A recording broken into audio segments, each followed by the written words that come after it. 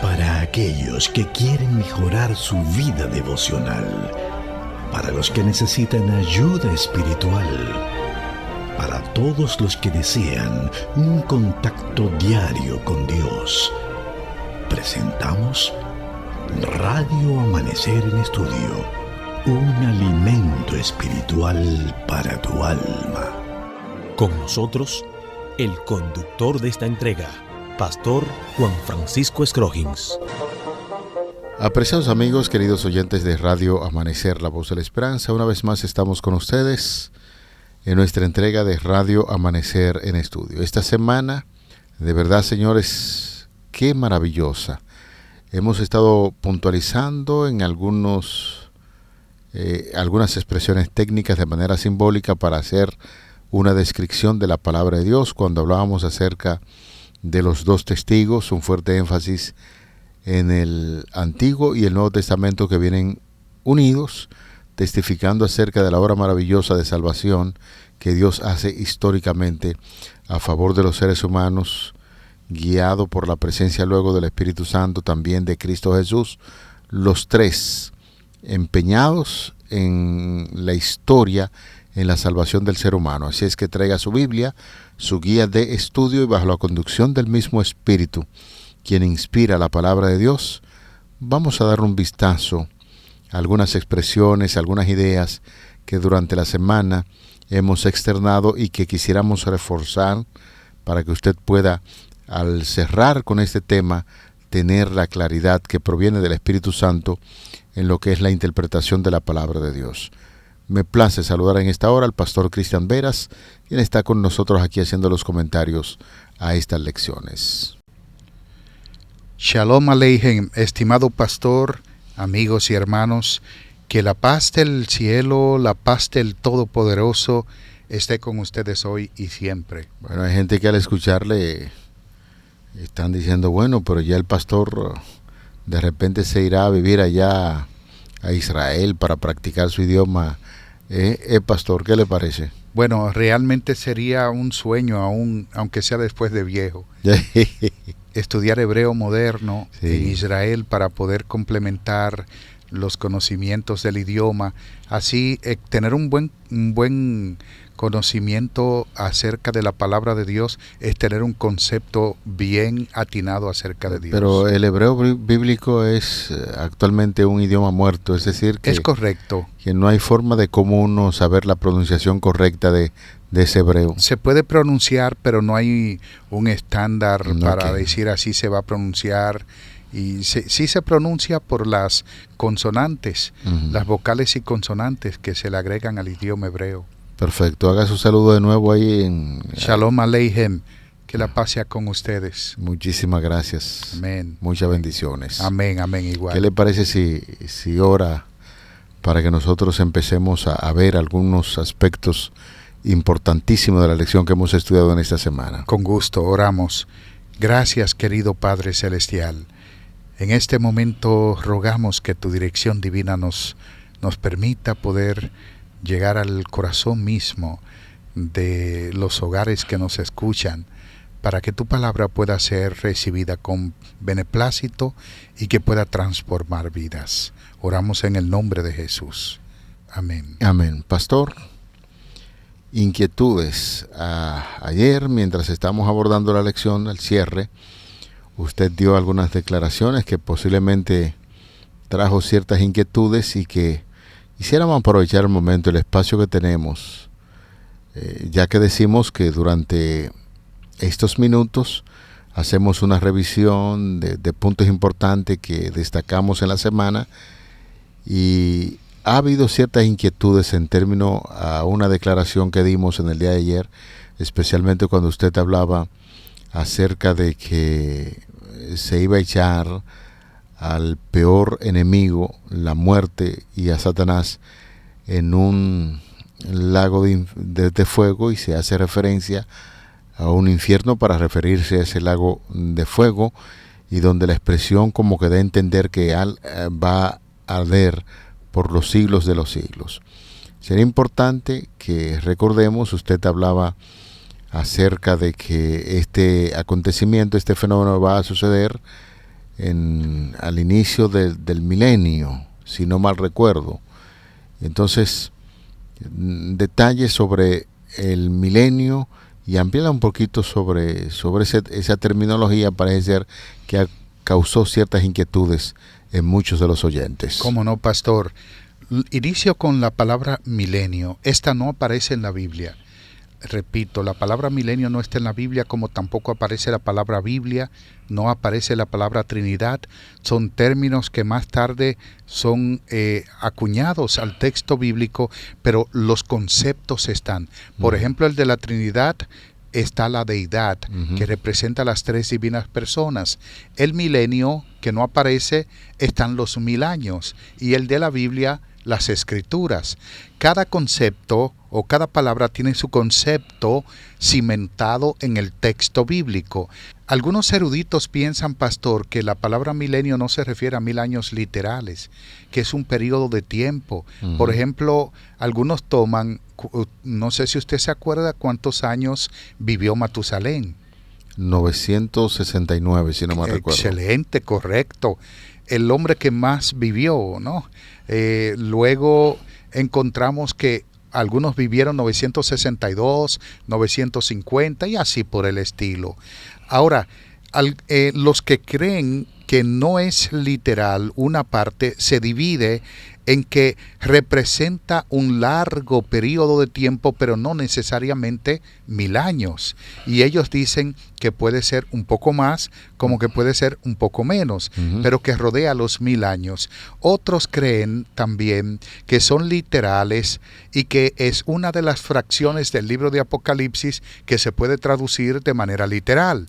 Pero sea literal o no, lo cierto es que pasaremos mucho tiempo en el cielo, claro, y que sí. este tiempo será de provecho espiritual para cada uno de nosotros, y que será un regalo que Dios nos dará para que conozcamos el lugar que el diablo no pudo retener, porque Él no quiere que vayamos al cielo, porque Él sabe que el cielo es bueno, y como es egoísta y no quiere que nosotros disfrutemos de lo que Él no puede disfrutar, entonces nos ataca con toda la fuerza para que no vayamos al cielo. Eso representa el milenio, pastor. Perfecto. Sobre el lago de fuego que arde por los siglos de los siglos, aquí puede haber algún tipo de elemento simbólico también. Definitivamente. Hay dos términos en la Biblia para eterno. Uno es aionios y el otro es olam. Pero los voy a decir en el orden lógico. Olam y aionios. Ambos términos significan, se dividen. Uno significa para siempre, eternamente. De hecho, en algunos casos son acuñados a Dios como eterno, no tiene fin.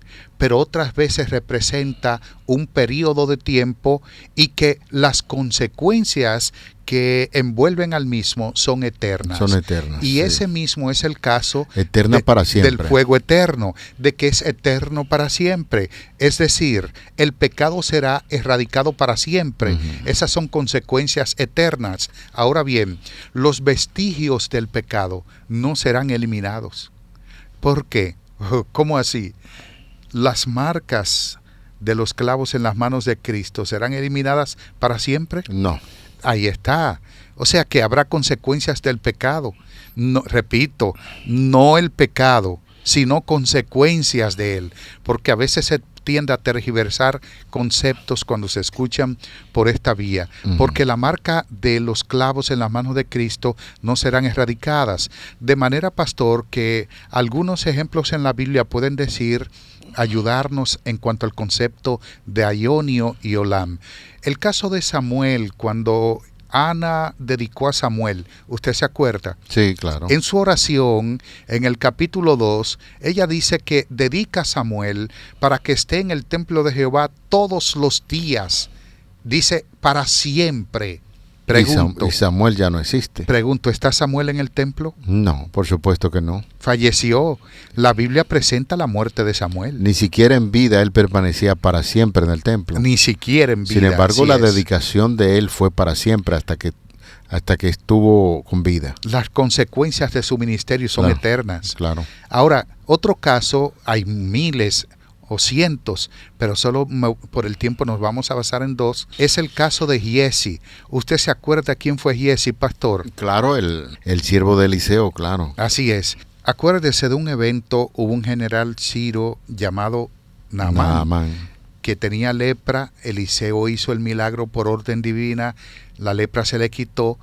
Él estaba pagando una suma de dinero, podríamos decir que eran millones de pesos, animales cargados de toda riqueza de Siria, pero él no los recibió porque el evangelio no es para recibir donaciones ni pagos, prebendas. Ahora, ¿qué hizo Giezi? Lo persiguió y recibió algunas donaciones de él. Con implicaciones diciendo que Eliseo había mandado. Así es. Que es un atrevimiento. Mintiendo. Porque nosotros sabemos que Eliseo no iba en esa dirección. Así es.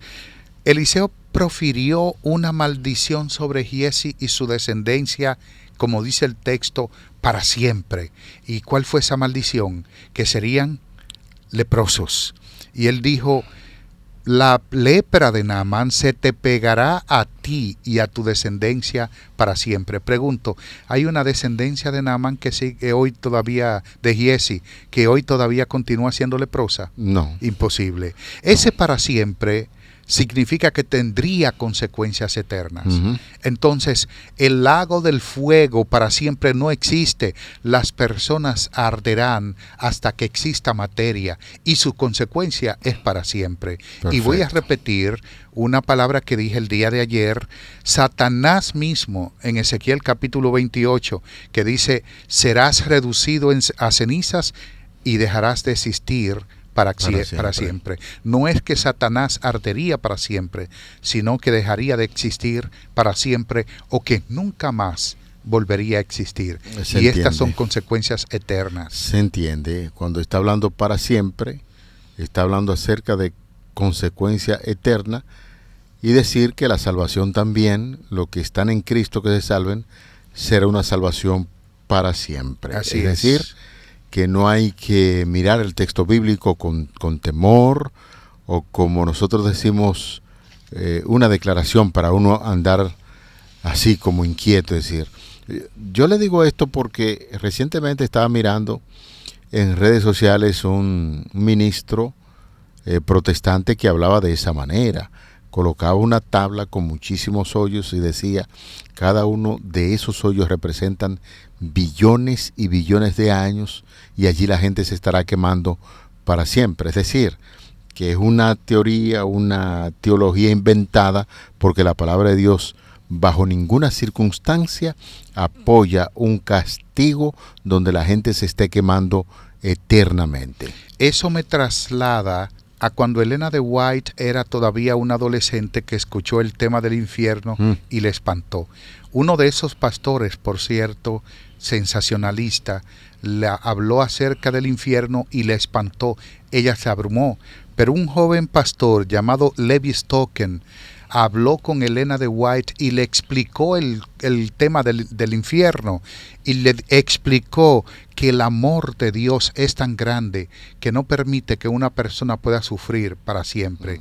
Aún, quiero que se sepa esto, pastor y estimados amigos, la muerte de Cristo en la cruz del Calvario no es solo para salvar a los que vayan al cielo. Aún los que no se salven, los que se pierden, serán beneficiados con la muerte de Cristo. Uh-huh. Se perderán para siempre, sí, pero no arderán para siempre. Exacto. Las consecuencias del pecado no las pagarán para siempre, o las pagarán en el concepto de muerte eterna, pero no de sufrir para siempre.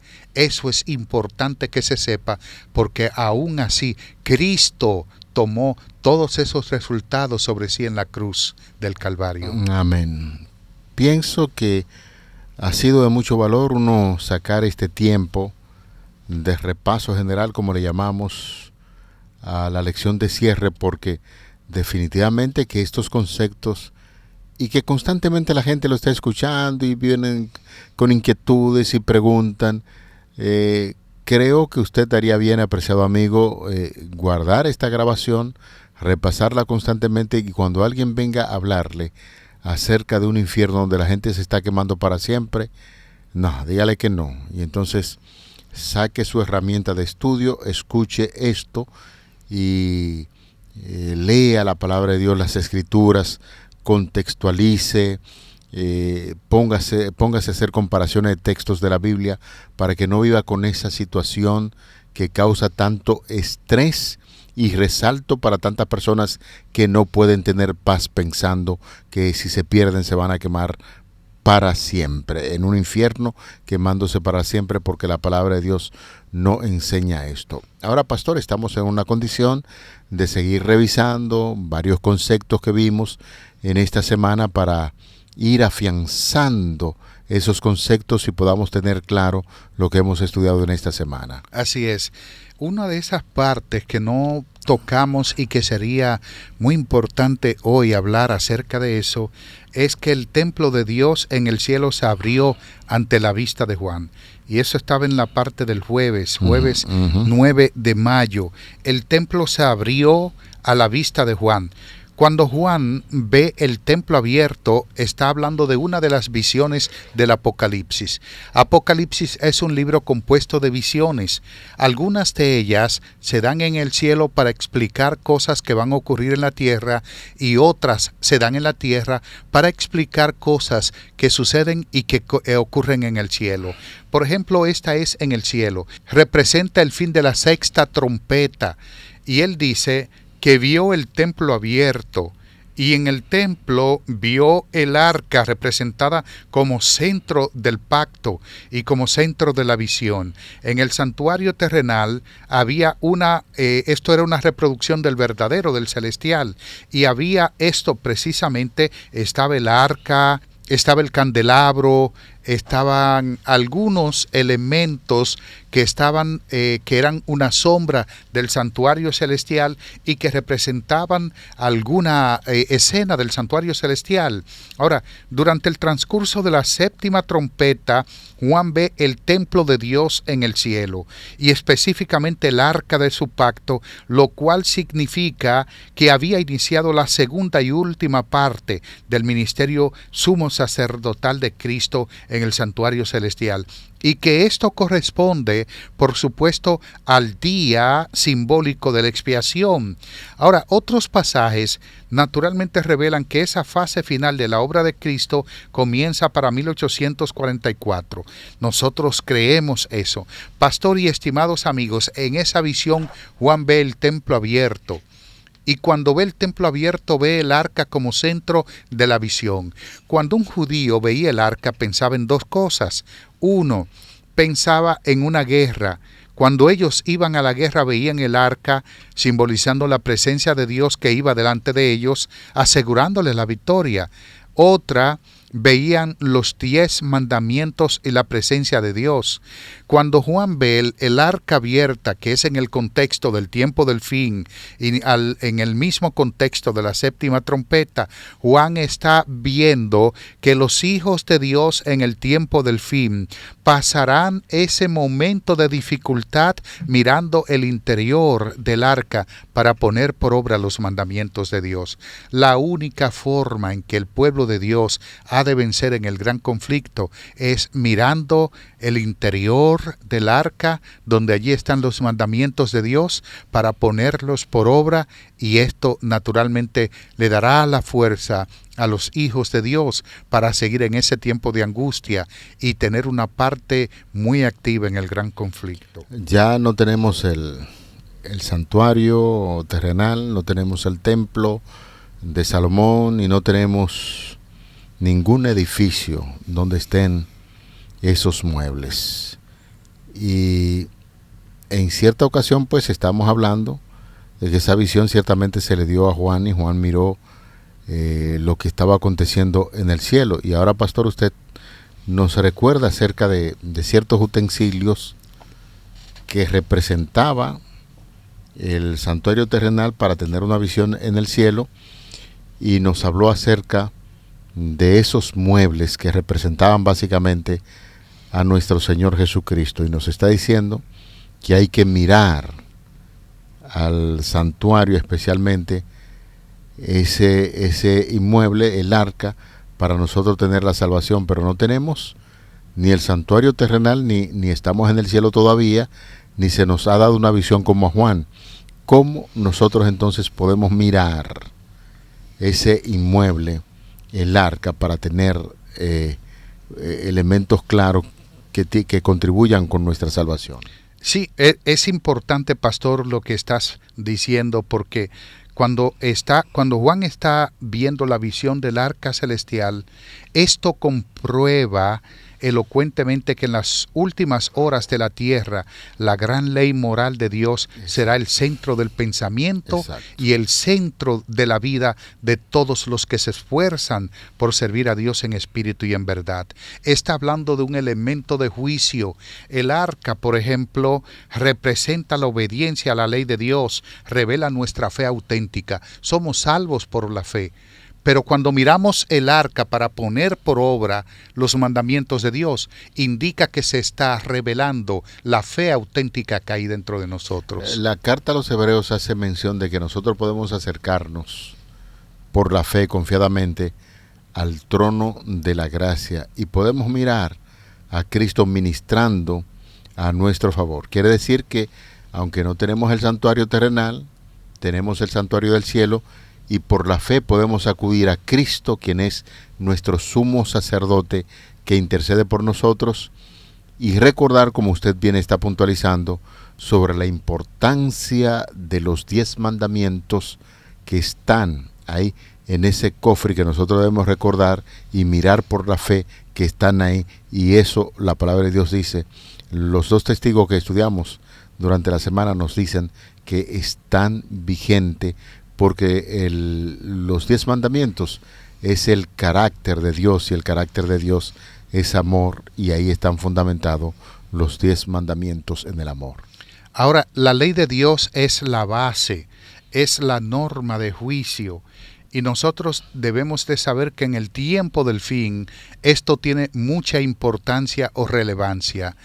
También debemos saber que en el libro de Hebreos, cuando Pablo está hablando del santuario celestial, está haciendo una comparación entre el terrenal y el celestial, y está diciendo que el celestial ha reemplazado al terrenal, porque en la economía judía el sacerdote terrenal entraba todos los días al lugar santo del santuario, pero antes de entrar, él debía ofrecer un sacrificio por él. Por él y por su familia. Primero por él y por su familia.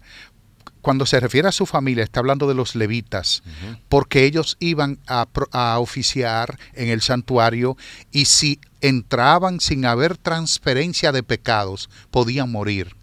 De manera que cuando por la fe presentaban un cordero o un becerro en el santuario por el perdón de sus pecados, estaban transfiriendo simbólicamente sus pecados en el Cordero de Dios que quita el pecado del mundo. Ahora, después que ellos ofrecían por ellos y por su casa, entonces ofrecían por el pueblo, y eso se hacía cada día. Pero el día de la expiación, ese día se hacía lo mismo que se hacía en el lugar santo, solamente que se hacía con 2 machos cabríos. Uno por Jehová y el otro por Azazel. Todos esos sacrificios denotan transferencia, tiene que haber transferencia. No podemos quedarnos con nuestros pecados, no podemos cargar con ellos. Pablo a los hebreos le está hablando de un mejor sacerdocio, de un mejor sacerdote y de un mejor santuario. Hoy nosotros tenemos la ventaja de que quien está oficiando y propiciando por nosotros como mediador divino en el santuario celestial es Cristo Jesús, aquel que fue tentado en todo, que conoce nuestras vicisitudes, nuestros problemas y nuestras debilidades, pero sin pecar. Número 1, si tú estás siendo tentado con el sexo opuesto, Cristo murió por ti. y Él intercede por ti en el santuario celestial. Lucha y vence en el nombre del Señor. Si estás luchando con una mujer que no es la tuya y esa mujer te está seduciendo por argucia del enemigo, Cristo ya hizo posible que tú puedas salir victorioso de esa tentación. Lo que Cristo está haciendo anticipadamente en el santuario es orando por nosotros y diciéndole: Padre, fulano va a ser tentado, en tu nombre él pueda vencer, y cuando venza, que tu sangre divina lo pueda perdonar. Amén. El sacrificio de Cristo en el santuario celestial es la garantía suficiente de salvación para toda la humanidad. Hemos hablado en esta semana sobre los dos testigos, enfatizando esto porque es muy importante. Tanto el Antiguo como el Nuevo Testamento nos hablan acerca de esa obra intercesora de Cristo en el Antiguo Testamento, simbolizado ahí en el santuario terrenal con una proyección hacia el santuario celestial, y por eso nosotros decíamos, para ver así rápidamente las ideas que manejan los dos párrafos finales de esta lección, se hace un fuerte énfasis en el estudio de la Biblia, no solamente en el Antiguo Testamento ni el Nuevo Testamento, sino el Nuevo y el Antiguo y el Nuevo como un tomo que debe ser estudiado porque corresponde a la palabra de Dios. Y el Antiguo Testamento pues lo que hace es que nos lleva lo que hace el Antiguo Testamento es que nos habla sobre una proyección futura que se cumple en el Nuevo Testamento, y ahí estuvimos estudiando sobre los problemas que tuvo Francia cuando trató de matar a esos dos testigos, que es la palabra de Dios, lo que pasó con aquella sociedad. Y entonces notamos que la profecía bíblica decía que el Nuevo y el Antiguo Testamento, los testigos iban a vivir, y eso lo estamos viendo en el día de hoy. El ejemplo es que nosotros estamos estudiando tanto el Antiguo como el Nuevo Testamento unidos para decir que esa es la palabra de Dios y que ella debe trazar la norma como lo ha hecho históricamente con todos los individuos. También estuvimos viendo el rechazo de Francia hacia la Biblia, cómo durante 3 años y medio la Biblia fue perseguida, maltratada, mutilada, despedazada, y que fue representada injustamente por una bailarina pública personificando a la razón. Decíamos en una ocasión de un pensador que escribió: primero pienso y después existo. Francia creyó lo mismo, indicando de que todo lo que la Biblia me pueda decir, por el ser ontológico, yo lo puedo saber. Sin embargo, cada vez que pensamos de esa forma, terminamos equivocados, chasqueados y, por supuesto, derrotados. Creamos en la Biblia, creamos en la palabra de Dios, que es la verdad eterna que permanece para siempre. Amén, amén. Señores, llegamos al final. Vamos a orar. Padre, gracias por este repaso. Gracias por los conceptos estudiados.